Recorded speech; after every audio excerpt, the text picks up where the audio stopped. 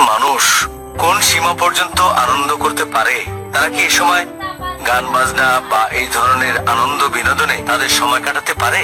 ঈদের দিনে গান গাওয়া আর বিনোদন সম্পর্কে যদি বলেন, যদি সেই কাজটা ইসলামিক শরিয়া অনুযায়ী হয়ে থাকে, এখানে কেউ বাড়াবাড়ি করবে না বা এমন কিছু করবে না যেটা করা ভুল, তাহলে অনুমতি আছে। ইসলামিক শরিয়া অনুযায়ী হলে অনুমতি আছে। আর এ ব্যাপারে কিছু হাদিস আছে।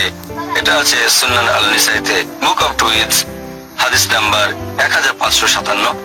নবী মুহাম্মদ সাল্লাল্লাহু আলাইহি সাল্লাম বলেছেন, জাহেলিয়ার যুগে মদিনাবাসীদের দুটো দিন ছিল খেলা আর বিনোদনের জন্য, খেলাধুলা আর বিনোদন। আল্লাহ এর বদলে দিয়েছেন দুটো দিন বিনোদনের জন্য। তার একটা হলো রোজা ভাঙার দিন, আর অন্যটা কোরবানি দেওয়ার দিন, মানে দুটো ঈদ। গান গাওয়ার ব্যাপারে যদি কিছু বলতে হয়, একটা হাদিস আছে সহিহ বুখারীতে, খণ্ড নম্বর 2, বুক অফ টুইটস, হাদিস নম্বর 9150। হযরত আয়েশা রাদিয়াল্লাহু আনহা বর্ণনা দিয়েছেন, সেদিন ছিল ঈদ, কৃষ্ণাঙ্গরা খেলাধুলা করছিল, কসরত দেখাচ্ছিল তাদের বর্ষা আর ঢাল দিয়ে।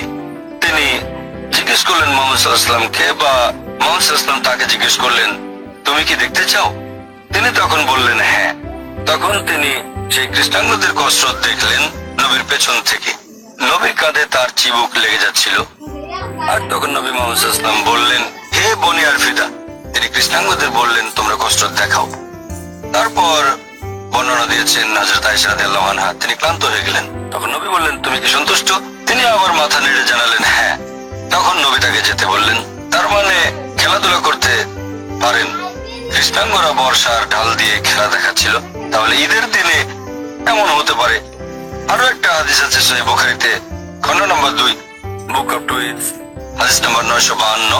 কোন এক ঈদের দিন দুই যুবতী আনসারী মেয়ে, তারা গান গাচ্ছিল আনসারদের গল্প নিয়ে। তখন হযরত আবু বকর রাদিয়াল্লাহু আনহু সেখানে এসে তাদের বললেন যে, তোমরা নবীর ঘরে গান গাচ্ছ। তিরস্কার করলেন তাদের।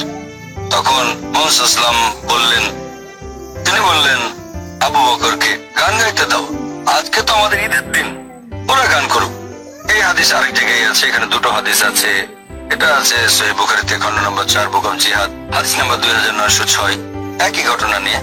তাহলে যদি সেটা নিয়মের মধ্যে থাকে, এখানে কোন রকম হারাম বাদ্যযন্ত্র থাকতে পারবে না। এটা বেশ কিছু হাদিসে বলা হয়েছে যে সব বাদ্যযন্ত্র হারাম, শুধু একটার অনুমতি আছে, দফ ব্যবহারের অনুমতি আছে। আপনি তারের যন্ত্র বা বাঁশি বাজাতে পারবেন না। এ ব্যাপারে আগেও বলেছি যে এইসব বাদ্যযন্ত্র হারাম। ইসলাম অনুযায়ী ইসলামিক শরিয়ার ভেতরে এগুলো পড়ে না। গান গাইতে পারেন, তবে গানের মাধ্যমে অন্য কাউকে মহান করে তুলতে পারবেন না। এমন কিছু করবেন না যেটা শিরক হয়ে যায়। অনেক গান এরকম আছে। এটা হবে ইসলামিক শরিয়া অনুযায়ী, গানগুলো ইসলামিক হলে কোনো সমস্যা নেই। এছাড়া আরো হাদিস আছে সহিহ মুসলিমে, খণ্ড নম্বর 2, বুক অফ টুইটস, হাদিস নাম্বার 2539 আর 2540।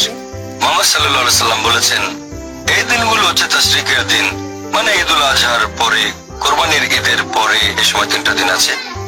এগুলো হলো তাশরিকের দিন, তাই আহার করো, পান করো। তাহলে উপভোগ করতে পারেন গান গেয়ে, বিনোদন করে, তবে সেটা হবে ইসলাম ধর্ম অনুযায়ী। যদি কেউ বাড়াবাড়ি না করে, তাহলে অনুমতি